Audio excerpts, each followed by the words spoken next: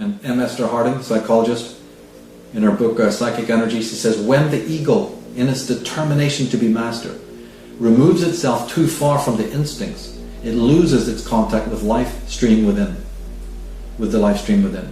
It becomes more and more shut up within itself, restricted to its own resources, which are at best very limited, so that in course of time the sap of life within it dries up. A life that is lived only within the precincts of the conscious ego becomes arid and sterile and stands in danger of death. That's Alvin Boyd Kuhn's mortification. You're living a psychic death, as millions upon millions of people are.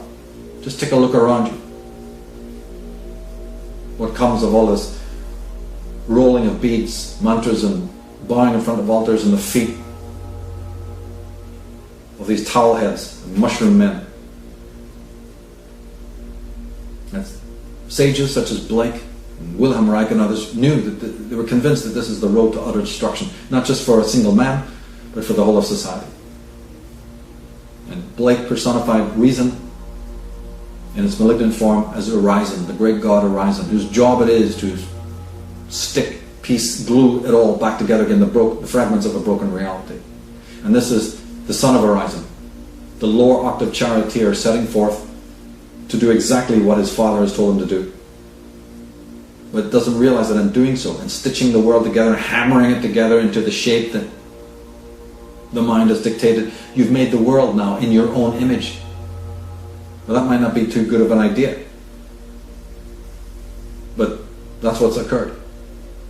And Alan Watts, writing on this very theme, says that our attitude to the world outside us is largely hostile.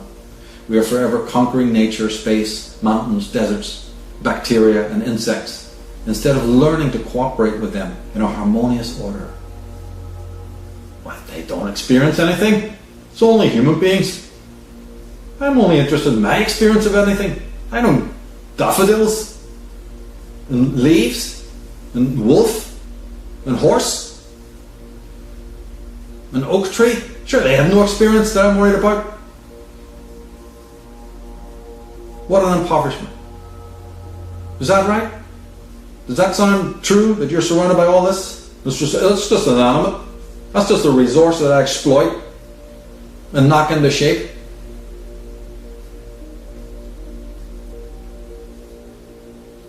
Well, there's your super rational tendency. Let's see how far it's going to get the human race. Because as I said before, in an individual man, that same attitude can be interjected. Aren't you alive? You think only your mind has experience? Your body is a living thing. If you turn that rigidity, that malignancy within, oh my God, dehumanization, desensitization follows. And all the other neurosis and physical ailments you see that come to that. But unlike the reason, Blake is saying, imagination in the totality of what that word means, and let's explore that for a minute, it doesn't penetrate and invade as a foreign entity. It's not murdering to dissect, as Wordsworth said. It's not seeking to keep itself apart on an Archimedean pedestal while it peers into reality. It's not keeping itself shielded as it looks at what life is. It's not insulated against what it experiences. In fact, imagination has all those capacities of blending, of integration, of empathy, which is vital for you to know that other things have an experience of life. Imagination, unlike reason, creates a true relationship with the thing that is being observed or understood, because it allows itself to participate, not just stand, as I said, rigidly, objectively. It seeks, but it also is open to receive what is happening in that environment. Like you walk into a desert, it has a different environment than if you're up at the Arctic. You're in a city, it has a different feel than if you're in a country lane. So are you morphing to each situation?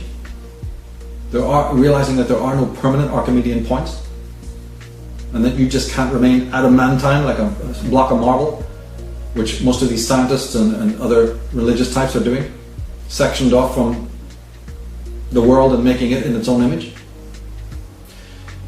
Thinking that human experience is all that matters, that there is only human experience, period. All sensitivity gone. So Imagination is that polyphrenic mode of consciousness, pliable, receptive, curious. Not just after knowledge as a man is after coins of gold to stuff into his pockets. Not voracious. The imagination is allowing the world to change it, right? To affect it. Doesn't want to be the same entity tomorrow as it is today, or even the next minute. Imagination understands that reality is changing, reality itself. Hegel so stressed this, and Blake understood it too, that what you call reality changes every second, and it changes you, and then you reciprocally change it again. So it's a constant movement, a constant flow, a constant dance. And as I said earlier, this perspective is actually confirmed now by the most recent scientific discoveries into the quantum realm. But again, I emphasize, where are the repressions kept? Right? We have the ascetic type and his practices of mortification and asceticism. Where are the repressions kept? Not in a box under the bed, in the self, in the heart, in the cells of the body, in the fibers and meridians of the body. So we make our bodies actually containers of psychic garbage. Take a look around.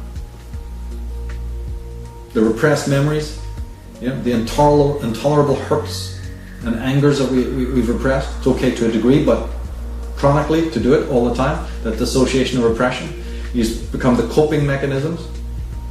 The coping mechanisms, and then paradoxically they're undermining greater health, causing hardening of the body, as I said, and then illness and neurosis.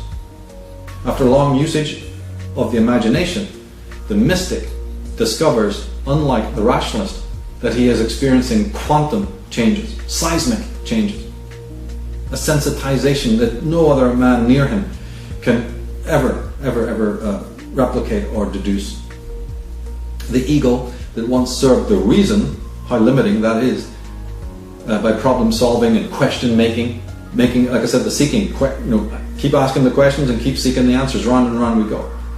Well, the ego, now the imagination, the ego becomes the servant of the imagination, becoming its agent, becoming an amplifier of the imperial self, not just of the pseudo-self.